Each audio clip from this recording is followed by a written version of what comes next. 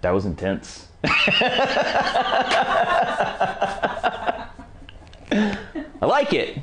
Welcome to Geared Up. This is our weekly live broadcast where we talk about lighting techniques, gear, all kinds of fun stuff pertaining to lighting and photography. So that's what we're doing here.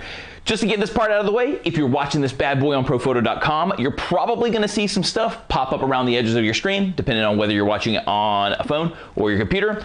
Those are just links that you can click on. So like if I'm talking about a B10 will probably pop up and you can click on that if you want some more information. The cool thing too is if you're watching that on ProPhoto.com and you do want more info, you won't lose me. I'll just drop into the bottom corner, but that's on ProPhoto.com. If you're watching this on Facebook or YouTube, you won't see that, but you can still ask your questions. We're monitoring all that kind of stuff. We have our rad crew in the comment section too to try to help you out with whatever you can, and they'll also be feeding Kate and I stuff as well. But let's get into what we're talking about today. Today is all about how to do clamshell lighting. Why would you even want to do clamshell lighting? And then how do you do it? So let's jump into the why first. So clamshell lighting, or let's actually, before we even jump into why, let's talk about what it is. Clamshell lighting is essentially you're taking your light sources, be it a softbox, a hard reflector, collapsible reflectors, and you're putting them in a position that looks like a clamshell, right? So you're shooting through the actual modifiers themselves, and you're having kind of your main light is here, and then you have your fill light from below, be it again a collapsible reflector, another flash, or something like that. Why would you want to use clamshell lighting? It's a really flattering lighting style. It kind of starts taking, it starts with the idea of butterfly light, which is really nice, really flattering lighting pattern, which, you know, does a really good job of lighting the face, can give some definition to people who maybe have more pronounced cheekbones, but it's a really flattering light. It's not too, you know, it's not too shadowy, which is kind of nice. Sometimes people don't want things ultra dramatic. Really, really great for beauty work. Really, really dynamite for headshots. My buddy Levi always gets mad whenever I do this because he says I'm stealing his lighting style. Little does he know he was a little late to the game. But we're going to actually be doing some clamshell lighting today. So again, easy to set up. Main light, fill light, be it a reflector or another flash. We covered this before talking about like why you might want to use a reflector over a flash. A reflector is not going to give you quite as much control as a flash would, but you still have some control by just raising your reflector up and down in relationship to your flash. So, and then you could also change the materials. You can go with a silver side, so there's more light, it's more reflective. You go to a white side, which is a lot more diffused, a lot more smooth if you want some subtlety. Today we're going to be using a silver reflector because we really want it to pop back into place. And Kate's pretty excited because we're not photographing her today. Today we're photographing these goobers. Maggie, come here, honey. Oh, Lila came over first. So here's this one. We're gonna do puppy portraits. Right there. Hi. Here, yeah. Sorry. Yeah, we're doing. For some reason, she's hugging me. I don't know if she's a little nervous all of a sudden. Hi. That's Lyle's. That's Lila. So a long time ago, with our dogs that we had for years, we had these cool puppy portraits, and my wife's been just like getting after me to take photos of these dudes. And when we photographed our last dogs, we did it with clamshell lighting. Why? Because it's beautiful, right? It covers nicely. It's not too dramatic. And then we kind of like the poppy colors, so we have like a blue background. Our last background for it was green. And then down here, you can see it actually. There's an A10 back there. So it's hidden behind these apple boxes, kind of over a soft covering to give the dog some comfort. But that's just going to splash some light into the background, so the blue stays poppy, really punchy, kind of pop art looking, which is kind of cool. Lighting modifier wise, we have a B10X Plus with a 3-foot OCF Octa on there. Just a big, beautiful, soft modifier. Really, really nice and diffused, really pretty. And then here, we're going to be bouncing back up into the puppy eyeballs some silver reflective light. I'm going to take a photo without the reflector, then I'm going to take a photo with the reflector, so you can see what the difference between just doing like a butterfly style light where your flash is directly overhead, right up underneath camera, which you see a lot of people doing with beauty dishes and stuff like that. You can do it with a softbox, you can do it with a hard reflector, whatever it is that you want. Today, we're just using a 3-foot octa. We have a good question over here. It says, for standing portraits of people, do you recommend an 8 light or a 6-inch softbox? Hold on a second. I'm just going to read this. Yeah, for standing portraits of people, do you recommend an 8-foot light stand or a 6-foot with a softbox? So it depends on. I mean, I would always err on the side of, if you have the room, to have a little bit larger light stand to make sure that if someone tall comes in, like if you have a 6-foot light stand and then someone who comes in at 6'3", you're going to be lighting them. You always kind of want to have the light at least like the middle of the the middle of the light nose level with your subject. Once it starts coming down like right here, and I'm by no means in the 6-foot category. My friend John David will tell you that right now. But if you bring the light kind of like right here, like the midsections down here, you can actually, it looks weird. So I would always err on the side of going with a taller stand. I just think it's going to make more sense, especially in the clamshell lighting world, or really portraits in general, if you have the room to roll with an 8-foot stand. I would say do that. Back to what we were going with the clamshell lighting though, the silver is going to bring some light out from the bottom, and then we are going to, like I said, take a shot without and then with, so you can see the difference. But we're going with silver just to give it a little more punch, to bring a little bit more light up inside of it. You can also, with your clamshell lighting, so because we're low to the ground, we kind of have this ground mounted. Hey honeys. We have this ground mounted, but what you can do is, if you have the stand mounted, if you need to bring the intensity of the reflected light up, you can actually just move it closer to your subject like this, like get it closer to the light, or move it further away, or you could flip it over altogether and you could use the white side. Granted, you can see all the stand stuff that we have set up here, but you can use the white side, and this is a little more subtle, but again, you could also bring it up closer to the light or bring it further away from the light. That's going to give you some more control over your reflector. So, and then again, if you would rather have even more control with that, you're more than welcome to use a second flash here instead with a softbox or something. It works really, really great. It's just a little bit more, it's a little bulkier. So you want to make sure that you have a stand that can get really low to the ground, because you have to remember, you have to take in consideration the fact that there's the size of the light and then the modifier mounted to that front of that light. So that's why we're going reflector. We can keep everything nice and low to the ground.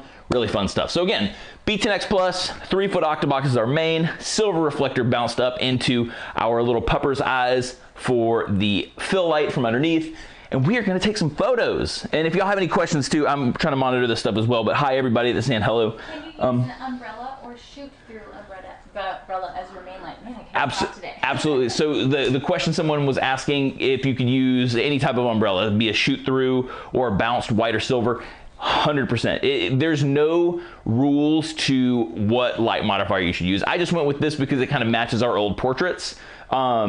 I could even, if I wanted to, and maybe I'll do it just to show you the difference, I can grab like an OCF Magnum and throw it on here and get the same thing, only it's going to be a harder light source. So, and maybe we'll do that. We'll see what kind of time we have.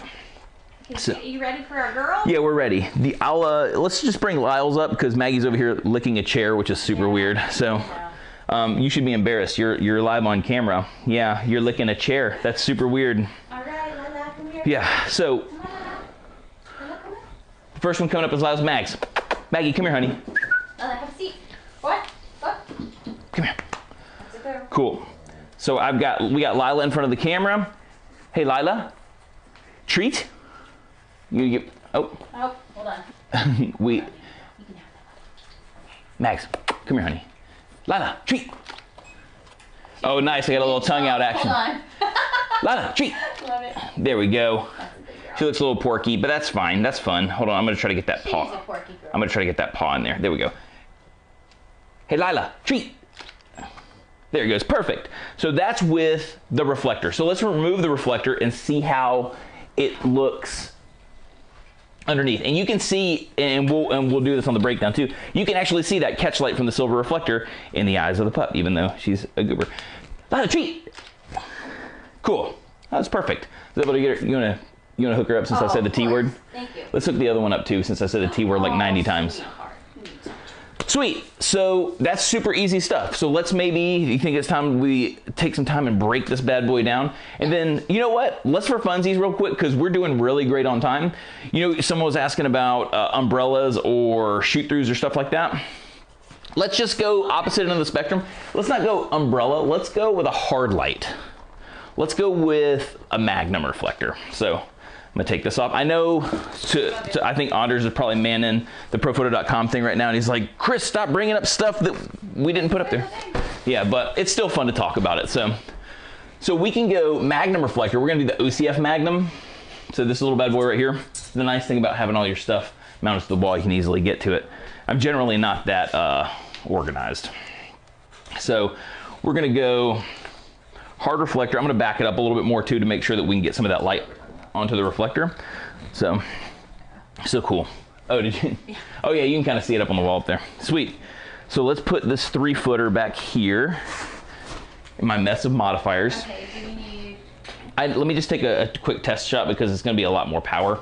I'm actually just gonna preemptively power it down, because I know it's gonna get like an over-the-shoulder shot. sassy. She's so sassy. Let's go down to 5. Let's go down 2 stops. All right, cool. Make sure we got, hey Lila. Oh, cool. That's a good exposure. So can we try to get her face forward a little bit? Sit. Reggie. Max, Sit. come here, honey. Thank you. You know what to do. Hey Lila. Sit. Treat. Hey. Hey, treat. Oh, that's a derpy face. Yeah. Hold on. Lila, treat. There we go. Okay, so that's more of a hard light style on her. So let's bring in the reflector to get some more light back into the bottom portion of the scene. Sorry, Lyle, is that scary? Cool. So hopefully this will bop some more light back up into her eyes and underneath. That's the goal, at least. Cool. Let's get her in there. Sit. Thank you. Yeah. Ready? Treat. Perfect. You're natural, Lyles. You know, hook her up. Let's hook up let's hook up Mags too, because I know she's probably like, what the what. All right, cool. So let's bring the computer over. Let's look at some photos. These ladies are gonna kick it. Caitlin's gonna switcheroony it up. So let's bring this bad boy over. Hey, everybody. Let's see, what does someone say? Every photographer should own at least one Pro 11 power pack. It should be considered a human right. I feel you. Pro 11s are sick. Yeah, we're ready for breakdown. I just want to make sure I'm in the frame. Perfect. So let's go first. Oh, that's awesome with the tongue. I love that one. we're gonna do the tongue shot just because it's hilarious. And then I think this is the one.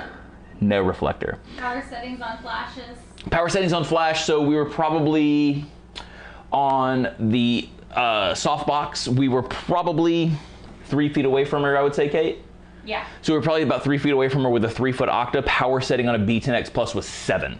And that's because my camera settings, so you know, f8, ISO 160, 250th of a second. So power level of 7, and then on the A10 back there, it should be 6. Yep, it's a power level of 6. And that really never had to change depending on my modifier, because it never really moved. So 6 on the background, and then when I went to the Magnum reflector, I just dropped it down 2 stops. So cool stuff. So here is the shot of Lyle's with and without the silver reflector. And you can tell right here, up under her little gullet of a chin, it's got a lot more detail because there's more shadows.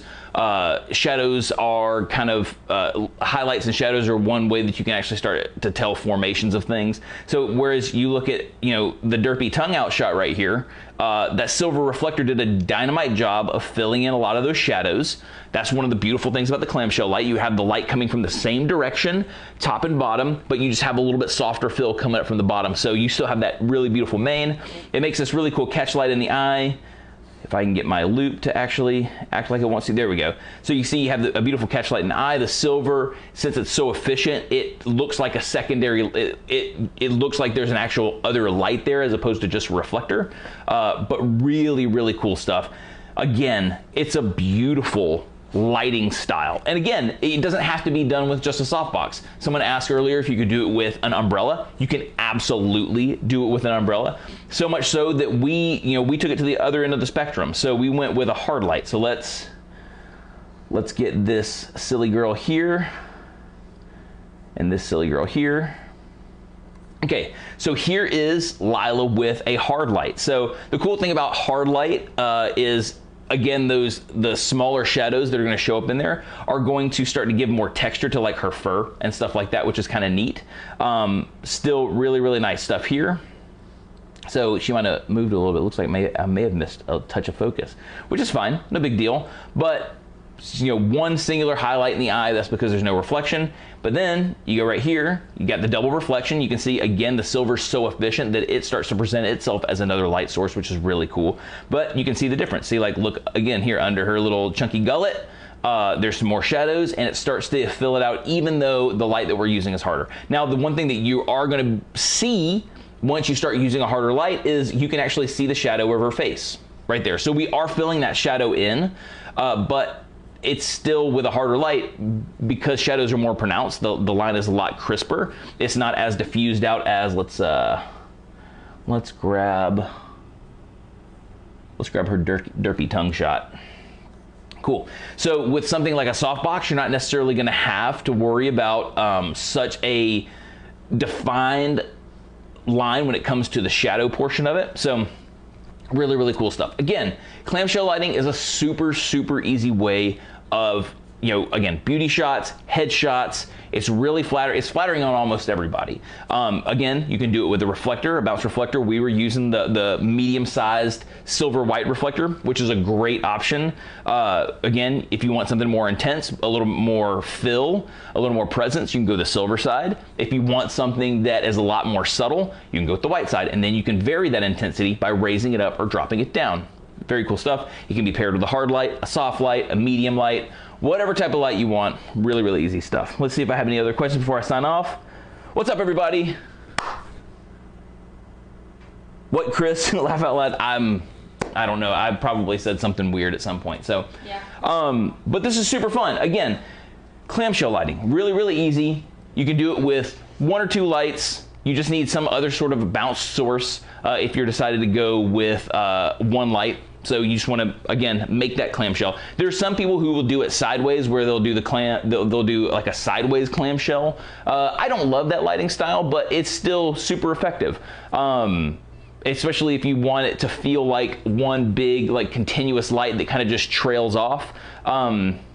It's a really, really nice option. So again, you would just do your lights like this as opposed to doing them like this, right? So you'd have them sideways, whereas we were shooting like this. So your clamshell lighting can be whatever you want to. Just have fun with it. Remember, one of them is going to be brighter than the other one, so try to make sure you're maintaining some sort of a ratio between the two, and you should have a lot of fun.